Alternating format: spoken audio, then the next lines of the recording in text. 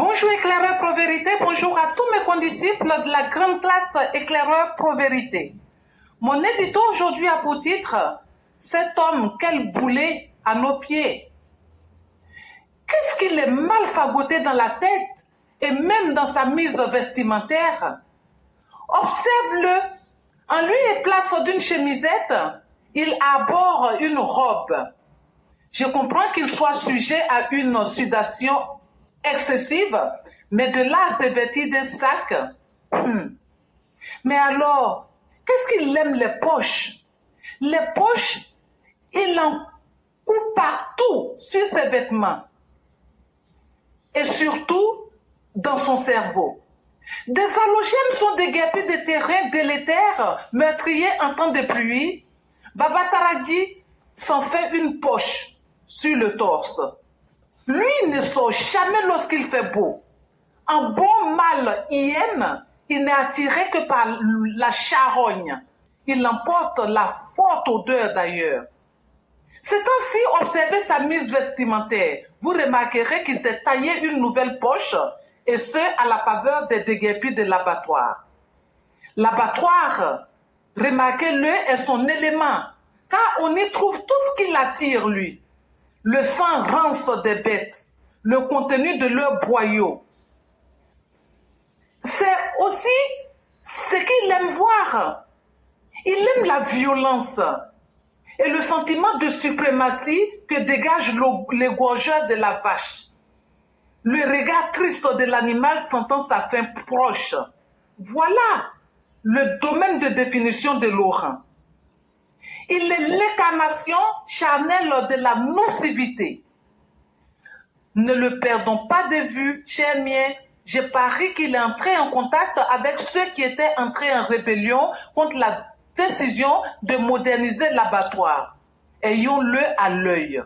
Les poches, il les recherche nuit et jour. Les poches puantes, pleines de merde, il adore. Rien ne l'arrête dans sa quête du pouvoir par le scandale. Mais en même temps, on ne peut pas s'attendre à mieux venant de lui. Il est ainsi fait. Il est d'un manque de goût. Il est incapable de la moindre réalisation. Au pouvoir, il les faisait tuer par de ses soudards. Aujourd'hui, il s'allie à eux pour asseoir le désordre. Laurent, Blé Goudé, Soro Guillaume, barrez-leur le chemin.